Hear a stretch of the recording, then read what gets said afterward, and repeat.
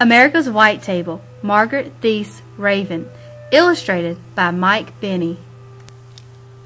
It was just a little white table, but it brought tears of pride to my Uncle John's eyes. The Veterans Day, he came for dinner, and stood by it, set for one person, even though nobody would be eating at it. It was just a little white table. But earlier that day, Mama had told Gretchen, Samantha, and me the little table we were setting for Veterans Day was just like the ones that have stood across America in the dining halls of the Army, Navy, Marine Corps, and the Air Force since the Vietnam War ended.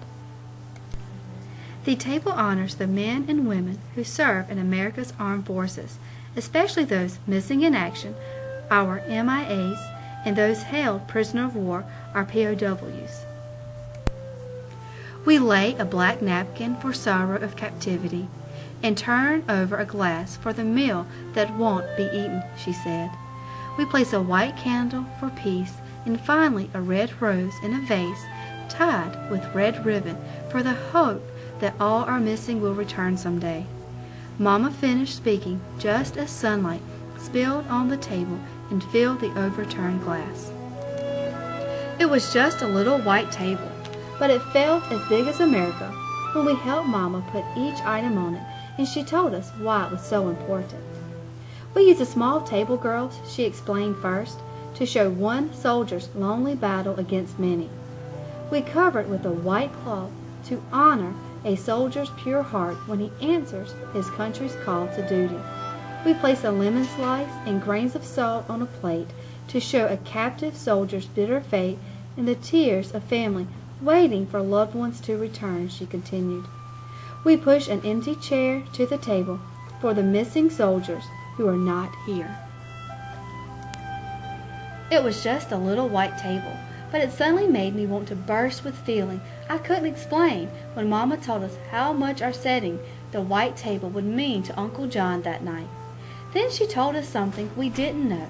Our Uncle John, who gave us big bear hugs and spun us with airplane twirls, and he called me his Katie girl, was a POW in Vietnam before we were born.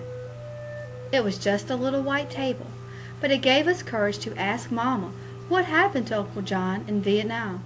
She quietly told us his story. When Uncle John served in Vietnam, he was sent on a rescue mission, and his helicopter was shot down behind enemy lines, she began. And he and his 3 crew members were taken prisoner. One crew member, named Mike, had serious wounds from the crash, but Uncle John and the other men tried to help Mike get better, and persuaded a guard to bring Mike medicine. Then one day, when a guard looked away, Uncle John and the others had a chance to escape. But Mike was still too sick to go, so Uncle John stayed behind because he wouldn't leave a fellow soldier alone so far from home. But how did Uncle John get free, we asked Mama. Sometime later, Uncle John had a chance to escape again, and somehow he was able to take Mike with him, carrying him on his back and collecting just enough rainwater and big leaves to keep him alive until Uncle John found an American infantry unit to help them. But even though Uncle John did everything he could to bring Mike home alive, Mike's wounds were just too serious and he died before the rescue helicopter landed. I know that Mike was only 20 years old and he dreamed of playing football, but he loved America enough to give his life for his country when duty called. And I know how much Uncle John loves America too.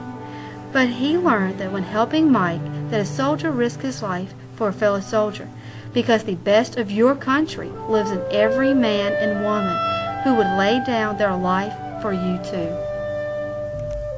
It was just a little white table, but it needed words of gratitude, like Mama's Thanksgiving meal. So before Uncle John arrived for dinner, Gretchen, Samantha, and I decided to put 3 gifts of our own on the table to honor our veterans. Gretchen colored pictures of all the objects on the table, and Samantha wrote out the words, "My country 'tis of thee," as a tribute in song. But I didn't know what a 10-year-old girl could ever put on the table that was as important as each veteran's gift of freedom to me. It was just a little white table, but I looked at it all dinner long, and in the quiet inside me, I could almost hear the silent soldiers of the empty chairs saying, "Remember us, please, for we are real people like your Uncle John and Mike, who left our families and friends, homes and dreams of our own, to protect your birthright of liberty from disappearing as easily as sunlight from a glass."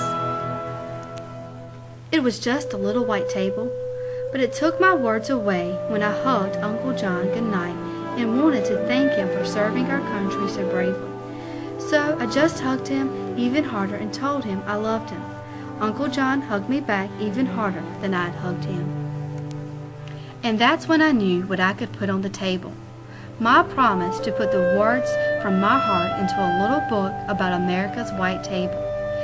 And in the book, I used Gretchen's pictures and Samantha's song and Mama's story about Uncle John and his friend Mike, because I'd hoped that everyone who read it would set a white table on Veterans Day too, so the brave Americans, the little table honors, won't ever feel forgotten by the country they loved so much.